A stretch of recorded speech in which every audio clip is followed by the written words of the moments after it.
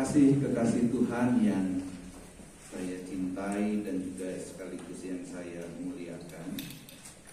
Hari ini kita akan mencoba untuk membahas satu bagian dari firman Tuhan dari Lukas pasal 9 ayat 22 sampai dengan 26. Lukas pasal 9 ayat 22 sampai dengan 26. Saya akan bacakan firman Tuhan yang akan kita pergumulkan pada pagi hari ini. Demikian firman Tuhan.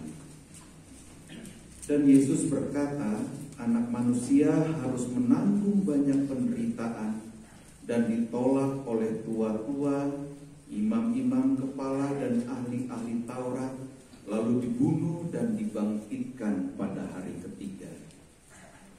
Katanya kepada mereka semua, setiap orang yang mau mengikut aku, ia harus menyangkal dirinya, memikul salibnya setiap hari dan mengikut aku. Karena barang siapa mau menyelamatkan nyawanya, ia akan kehilangan nyawanya. Tetapi barang siapa kehilangan nyawanya karena aku, ia akan menyelamatkannya. Apa gunanya seorang memperoleh seluruh dunia, tetapi ia membinasakan atau merugikan dirinya sendiri? Sebab barang siapa malu karena aku dan karena perkataanku, Anak manusia juga akan malu karena orang itu, apabila ia datang kelak dalam kemuliaannya dan dalam kemuliaan Bapa dan malaikat-malaikat kudus. Demikianlah pembacaan firman Tuhan.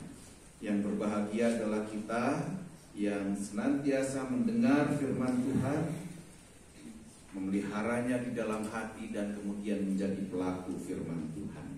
Amin. Kekasih Tuhan, kalau menurut Minggu Gereja, kita ini mulai hari Rabu kemarin sudah memasuki masa Prapaskah, atau biasa disebut dengan masa sengsara, Minggu Sengsara, yaitu 7 minggu sebelum kita memasuki peristiwa kematian Tuhan dan kebangkitan di hari ibunya. Jadi perlu saya ingatkan bahwa kalau demikian ternyata di dalam iman Kristen bukan hanya sekadar kematian dan juga kebangkitan serta kenaikan, tetapi juga ada masa-masa di mana kita masuk dalam masa sengsara, masa-masa penderitaan, masa-masa di mana kita merenungkan diri kita sampai sejauh mana sebetulnya saya menjadi pengikut Kristus. Dan di masa-masa penderitaan ini, di masa-masa sengsara ini, kita selalu diingatkan apa yang sudah kita lakukan selama ini. Nah, saudara kekasih Tuhan, dalam situasi inilah kita akan mencoba menggumulkan Lukas pasal yang ke-9 ini, ayat 22 sampai 26. Jadi sekaligus kita mau mempergumulkan apa sebetulnya yang dimaksud dengan minggu dan masa-masa sengsara kita. Apakah ketika kita mengalami penderitaan itu adalah juga merupakan sebuah masa sengsara bagi kita? Apakah ketika kita mengalami sebuah penolakan itu adalah karena masa sengsara dan situasi-situasi penderitaan yang memang harus kita hadapi? Nah, kita akan pergumulkan ini. Apakah memang benar seluruh penderitaan, seluruh pergumulan yang kita hadapi itu adalah merupakan masa kesengsaraan, penderitaan yang harus kita tanggung, atau itu adalah salib yang harus kita tanggung? Nah, saya akan mengajak kita untuk membuka diri terhadap segala sesuatu hal ini, supaya kita tidak salah di dalam memahami ketika Tuhan berkata, pikulah salibmu, masuklah dalam penderitaan bersamaku. kita akan mencoba mencari jawab yang paling tepat.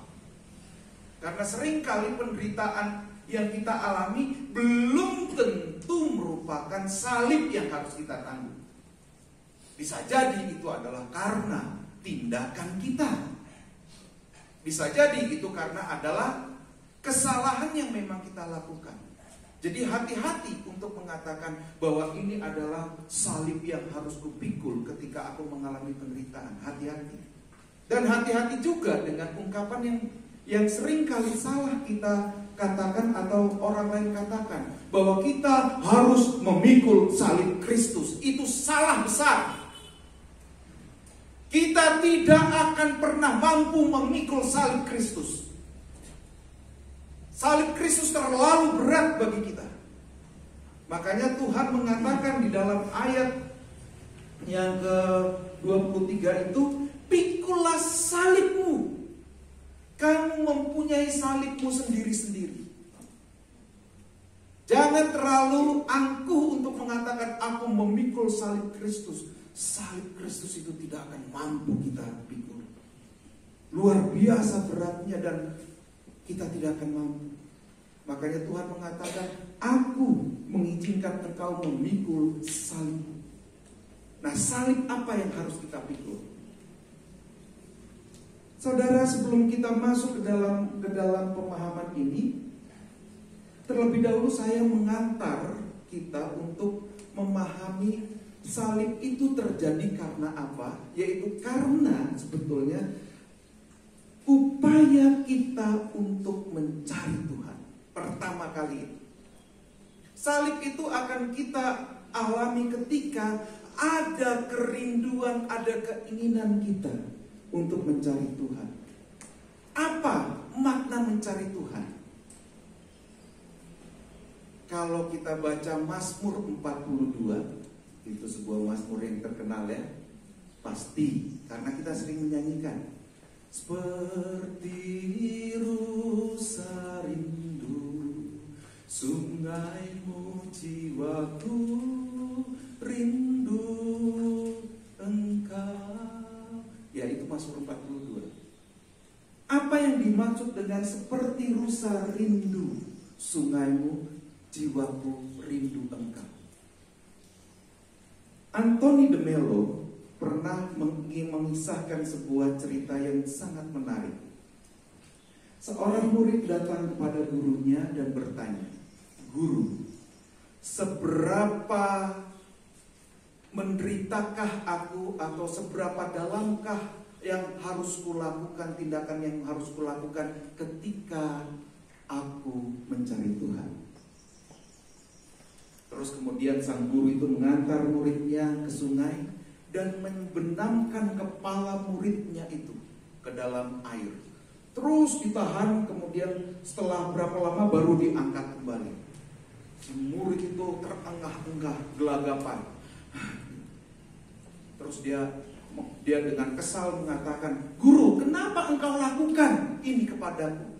Gurunya mengatakan demikian, "Ketika engkau belum terengah-engah, belum merasa lelah, belum merasa menderita pada saat mencari udara dan mencari nafas, ketika engkau belum mengalami seperti itu, engkau tidak akan menemukan Tuhan yang engkau cari." Mencari Tuhan itu seperti kita menyerahkan atau mengerahkan seluruh apa yang ada di dalam diri kita sampai kita terengah-engah, sampai kita benar-benar membutuhkan seperti membutuhkan udara. Seperti itulah mencari Tuhan. Jadi mencari Tuhan bukan setengah-setengah. Mencari Tuhan bukan hanya sekadar mendalami berbagai macam pengalaman dan ilmu, bukan. Tetapi seperti yang dikatakan di dalam Matius 22, "Kasihilah Tuhan Allahmu dengan segenap pikiranmu, dengan segenap hatimu, dengan segenap kekuatanmu, dengan segenap akal budimu." Ini menandakan kalau engkau mencari Tuhan, kerahkan seluruh kemampuan yang ada di dalam dirimu. Jangan setengah-setengah. Karena seringkali kita terlalu meremehkan di dalam mencari Tuhan ini. Bukan hanya pikiran kita yang mencari Tuhan, tetapi seluruh jiwa kita. Seperti rusa yang rindu akan air. Itu bukan berarti rusa itu karena haus ingin minum, tidak. Bukan sekadar hobi untuk mencari air, bukan. Tapi air itulah kebutuhannya. Air itulah kehidupannya. Seperti itulah ketika kalau kita mau mencari Tuhan, temukan kebutuhan utamamu. Tuhanlah kebutuhan utamamu. Sehingga seluruh keberadaan dirimu engkau arahkan untuk mencari Tuhan. Bukan hanya pikiranmu. Kita rindu Tuhan. Tapi bukan hanya sebatas pikiran-pikiran kita. Kita rindu Tuhan. Kita mau mencari Tuhan. Libatkan seluruh kehidupan kita. Pikiran kita. Hati kita. Seperti kita membutuhkan udara. Seperti itulah kita membutuhkan Tuhan. Seharusnya begitu. Tapi seringkali kita lakukan mencari Tuhan itu setengah-setengah. Contoh yang konkret sekali. Contoh yang konkret ya. Kita kan seringkali berdoa, Tuhan, berilah aku kedamaian. Ya kan? Saya berpikir ketika kita berdoa berilah aku kedamaian, sadar enggak kita kalau seringkali justru kitalah yang membuat suasana tidak damai. Ini yang namanya setengah-setengah. Kita meminta Tuhan, berilah kami kedamaian dan suasana shalom. Tapi kita sendiri dengan tindakan kita, dengan kekuatan kita, kita membenci orang itu. Kita membuat kekacauan dengan bahasa-bahasa kita yang kasar, dengan kata-kata kita yang sering kali meremehkan orang. Bukankah ini sebuah kekonyolan? Di satu sisi kita mengatakan, Tuhan beri aku hati yang damai, datangkan, wujudkan shalom di tempat ini. Tapi kita sendiri pelaku dari kekacauan itu sendiri. Ini sangat tidak bertanggung jawab. Ini namanya kita tidak serius mencari Tuhan.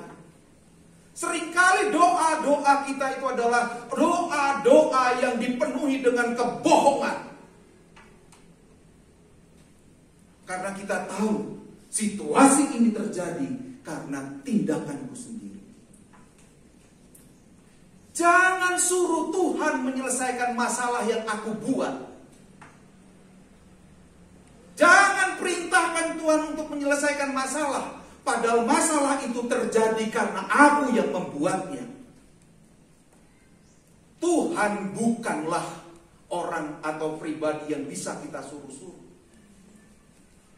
Tuhan adalah pribadi yang sangat berkuasa. Jadi jangan pernah kita melakukan tindakan-tindakan yang konyol. Tuhan tidak pernah membuat masalah di dalam hidup kita. Tuhan tidak pernah membuat masalah di dalam hidup kita. Dia selalu menyediakan yang terbaik. Kita yang tidak bisa menanggapi apa yang Tuhan berikan kepada kita. Kita yang buat masalah.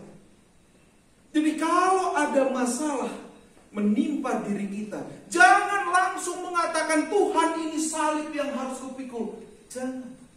Refleksikan, ini masalah karena apa? Kalau karena engkau yang melakukannya sendiri sehingga timbul masalah, maka itu bukan salib, tapi itu adalah kebodohan kita. Dan untuk itu kita harus berdoa, supaya Tuhan memberi kita kekuatan dan jalan untuk supaya kita mampu memiliki kekuatan menyelesaikan masalah yang kita buat. Bukan meminta Tuhan yang menyelesaikan masalah tersebut. Ini harus benar-benar kita pikirkan. Jangan terlalu gampang mengatakan ini adalah salib. Jangan terlalu gampang merohanikan segala sesuatu, padahal itu adalah tindakan dari kita sendiri yang tidak berkenan di hati Tuhan. Jangan terlalu mudah untuk mengatakan seperti itu. Nah, saudara kekasih Tuhan, jadi kalau begitu mencari Tuhan bukanlah sesuatu yang seperti kita membalik telapak tangan. Bukan sesuatu yang mudah. Dibutuhkan kerinduan bagi kita untuk terus kita belajar teologi. Itu salah satu bagian dari mencari Tuhan. Tetapi mencari Tuhan tidak hanya sekadar belajar teologi dan hanya bersifat kognitif. Melibatkan seluruh pikiran dan perasaan kita. Jadi tidak gampang mencari Tuhan.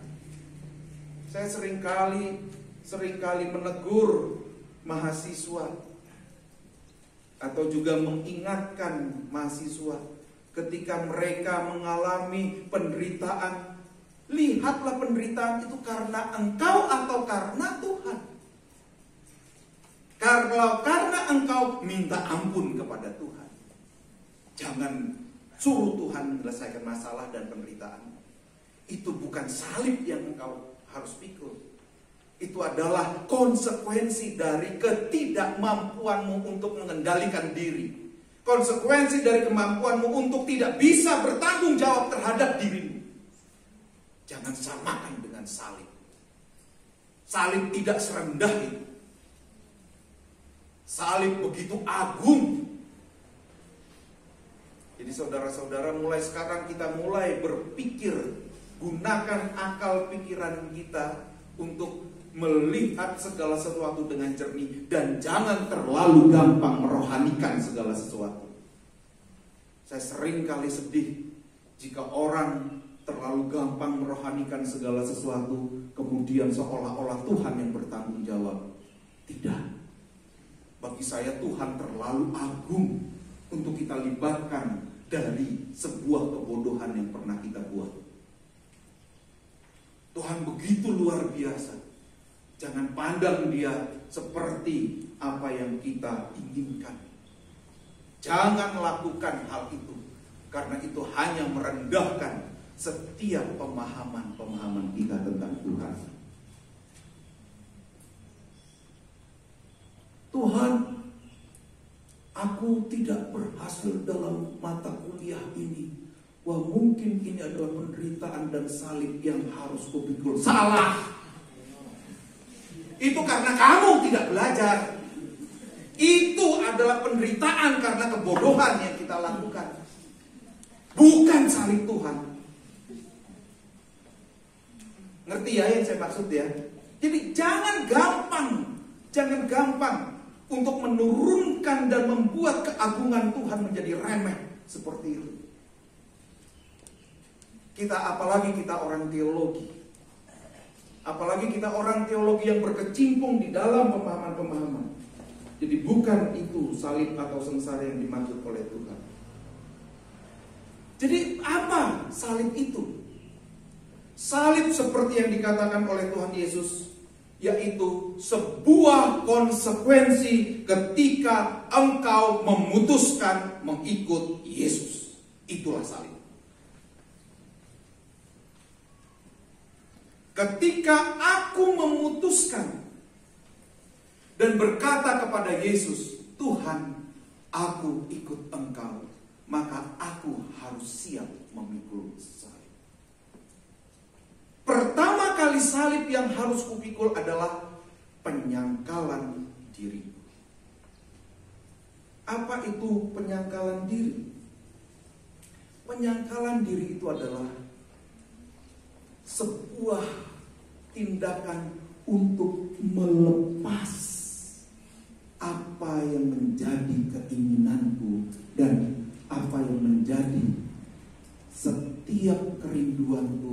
yang menurut aku, bukan menurut Tuhan. Jadi penyangkalan diri itu kata kuncinya adalah lepaskan. Dan itu tidak gampang, saudara. Tidak gampang. Ketika aku memutuskan, Tuhan, aku mengikut Engkau, maka aku harus melepaskan egoku, melepaskan keinginanku untuk diperhatikan orang, melepaskan keinginanku untuk menjadi sorotan dari orang-orang lain. Itu tidak gampang. Jalan pertama mengikut Yesus adalah melepas apa yang selama ini mengikat aku dan membiarkan diriku berjalan mengikut Dia, beriman kepada Dia, memegang punca jubah Yesus. Kemanapun Yesus pergi, aku mengikutnya dan berada di belakang Yesus. Sehingga Yesus selalu yang kumuliakan di depanku, bukan untuk kemuliaanku. Itu menyangkal diri. Perjalanan pertama untuk menyangkal diri. Tidak lagi menjadi orang yang ingin nomor satu, tetapi menjadikan Yesus sebagai yang nomor satu. Tidak lagi berkeinginan untuk tampil, dipuja-puja orang, tapi membiarkan Yesuslah yang dipuja karena aku. Aku ini hanyalah debu. Aku hanyalah sebuah barang fana. Yesuslah yang mulia. Yesus yang terutama. Melepaskan segala keinginan. Lepaskan. Lepaskan. Keinginan untuk menyakiti. Lepaskan. Karena Yesus tidak pernah mengajarkan untuk menyakiti orang lain. Keinginan untuk membenci, lepaskan. Keinginan untuk membalas ketika disakiti, lepaskan. Dan melepas ini seperti kita sedang menarik kulit kita untuk lepas dari tubuh kita. Begitu sakit. Karena apa? Setiap kejahatan harus kita balas dengan cinta. Setiap ketidakenakan di dalam diri harus kita balas dengan perhatian dan kasih sayang. Sama seperti Yesus ketika Dia berjalan menuju Golgota, dengan memikul salib Dia dicambuk, diludahi, ditendang, dicaci maki. Tuhan tidak pernah membalas dengan caci maki dan kemarahan. Dia hanya memandang setiap orang yang melakukan itu dengan mata yang penuh dengan cinta kasih. Dan di salib Dia mengatakan, aku mengampuni. Begitu agung Yesus kita ini. Begitu luar biasa. Dan untuk bisa menemukan Yesus yang seperti itu yang harus kita lakukan. Kan ini kan membuat kita lelah, capek, sampai terengah-engah. Aku harus mengampuni orang yang membenci aku. Aku harus menerima dia yang telah menghina aku. Ini bukan perkara mudah. Saya membayangkan jika kita semua punya hati seperti ini, betapa indahnya kehidupan di asrama ini. Betapa indahnya kita saling berbagi. Tidak ada keinginan untuk saling menyakiti. Ya inilah salah satu, inilah yang perlu kita lakukan pertama kali. Melepaskan segala sesuatu, melepaskan ikatan-ikatan di dalam diri kita, dan ini menimbulkan sengsara dan derita, dan inilah salib pertama yang kita pikul.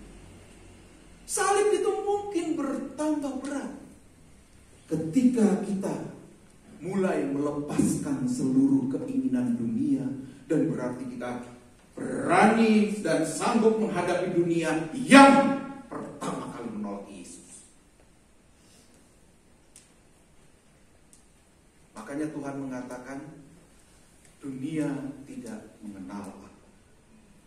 Ketika engkau ikut aku, maka bersiaplah untuk tidak dikenal dan tidak populer di dunia. Ini salib kita bertambah berat. Karena dunia membenci Yesus.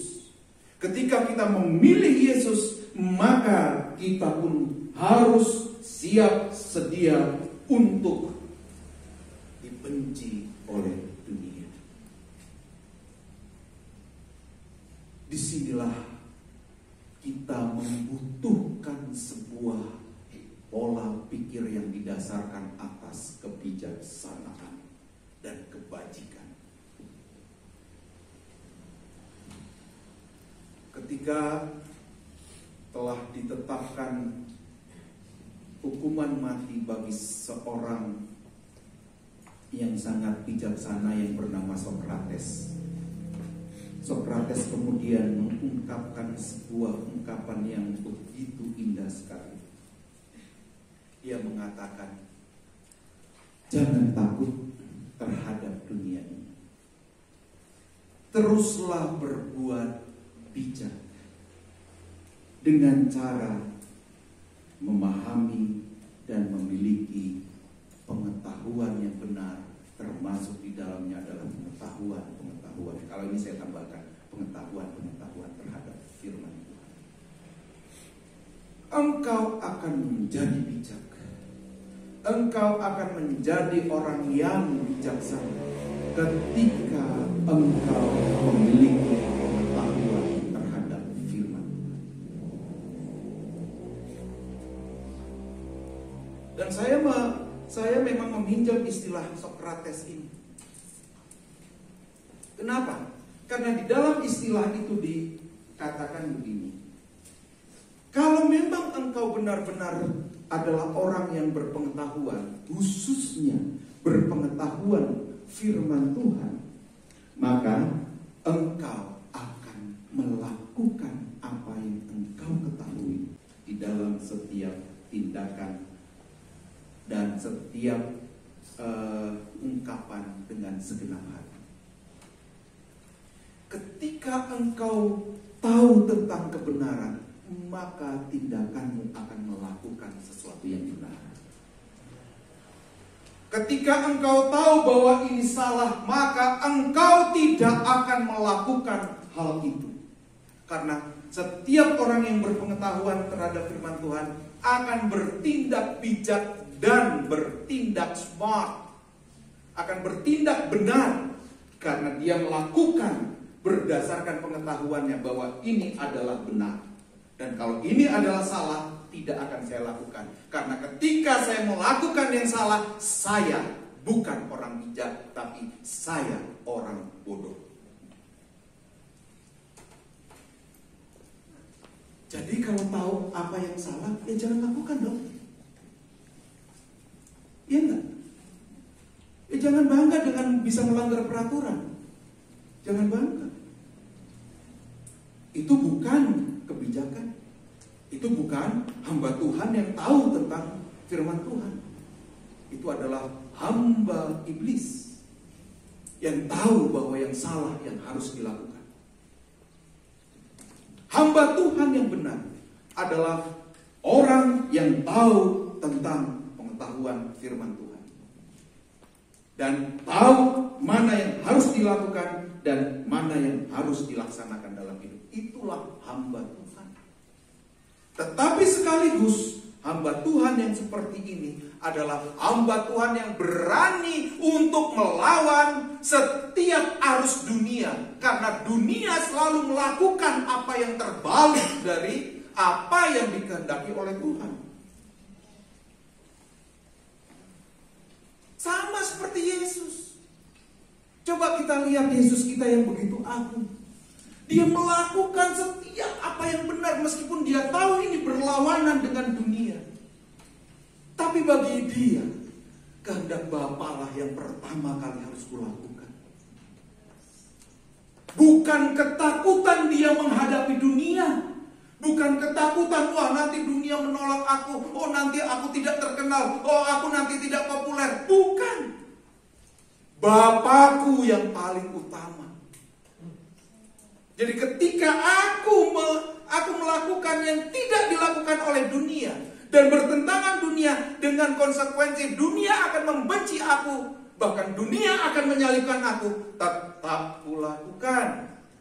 Karena ini yang dikehendaki oleh Bapa. Inilah yang harus kita lakukan. Dan inilah makna salib itu sesungguhnya. Jadi saya berjalan mengikut Yesus, melepaskan setiap ikatan terhadap diri dan menyerahkan diri kepada Yesus, dan melakukan yang benar seperti yang Yesus katakan. Tapi kemudian saya menanggung konsekuensi ketika saya dibenci oleh manusia karena aku melakukan yang benar. Aku sudah siap karena inilah salib yang seharusnya kupikul. Jadi sudah jelas ya saudara-saudara, yang dimaksud salib di sini bukan penderitaan akibat tindakan kita yang salah, tetapi penderitaan yang kita tanggung karena kita mengikut Yesus. Karena pola hidup kita tidak sama dengan dunia. Karena kita ditolak oleh dunia, karena kita dengan sadar mengatakan, aku adalah pengikut Kristus. Dengan sadar tidak membalas kebencian dengan kebencian. Dengan sadar membalas setiap hal yang negatif dengan cinta kasih dan dengan kasih sayang. Meskipun itu menimbulkan luka dan perasaan yang begitu menyakitkan. Inilah salib dan kesengsaraan. Inilah yang kita peringati dalam minggu-minggu sengsara. Tapi jangan takut saudara. Jangan takut menghadapi kesengsaraan yang seperti itu. Dunia tidak akan pernah bisa mengalahkan Kristus.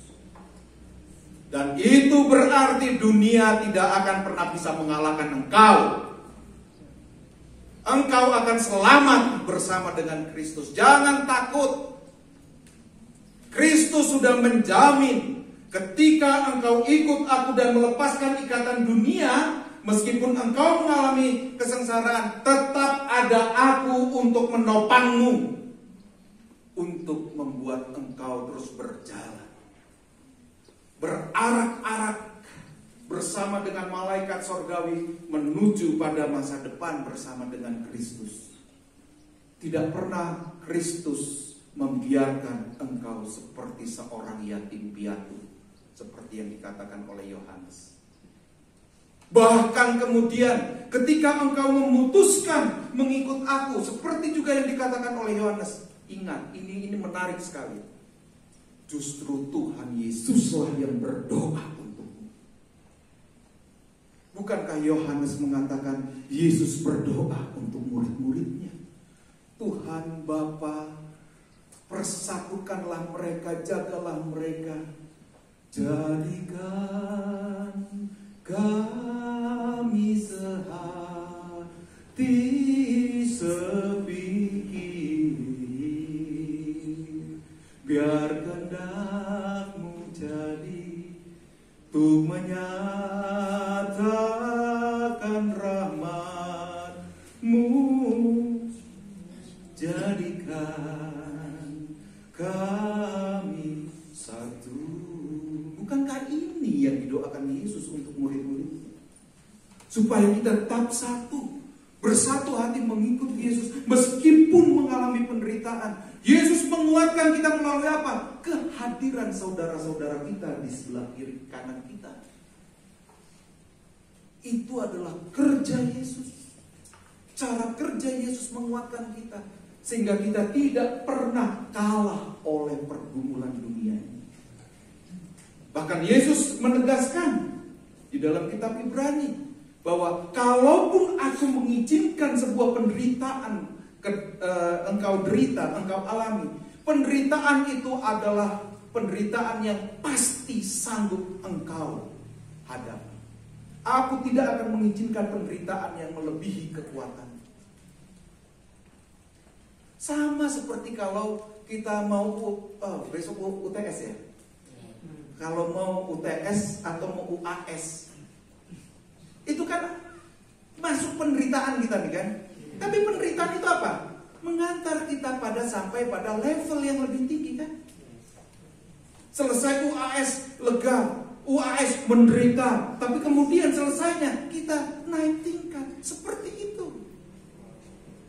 Semakin kita bertumbuh dewasa bersama Yesus, penderitaan kita semakin mungkin dilihat orang semakin berat, tapi kita melihat itu tetap sanggup pula hadapi, karena tidak pernah Yesus membiarkan kita menanggung penderitaan di luar batas kemampuan kita. Kecuali masalahnya yang kita bikin sendiri. Nah itu ya tanggungan sendiri gitu loh. Jangan suruh Tuhan untuk menyelesaikan. Itu masalahmu. Saya tahu bahwa ya saya pribadi, saya tidak menyinggung siapapun meskipun mungkin punya pengalaman yang sama, ya. Saya tahu bahwa asam lambung saya ini adalah buruk. Saya tidak akan minum kopi sekarang. Kalau saya minum kopi, saya melakukan sebuah kebodohan. Dan ketika sakit asam lambung kemudian saya berani mengatakan, merohanikan ini, Tuhan inilah salibmu. Itu bukan salib, itu kebodohan saya. Itu loh, saudara. Jadi jangan sembarang-sembarang. Penderitaan yang diizinkan oleh Yesus adalah penderitaan yang semakin membuat kita dewasa. Penderitaan yang membuat kita terengah-engah, capek sekali. Tetapi buahnya adalah kita semakin mengenal Yesus. Seperti murid yang ditenggelamkan, yang dibenamkan muridnya, dia berusaha mencari udara. Seperti itu, dia terengah-engah, dia capek. Tetapi pada akhirnya ketika dia menemukan udara, begitu leganya. Penderitaan salib yang Tuhan izinkan, aku pikul dengan setia. Tapi suatu saat aku bisa melihat bahwa inilah sesungguhnya hidup itu. Ternyata seberat apapun salib yang kupikul, aku tidak akan terbungkuk.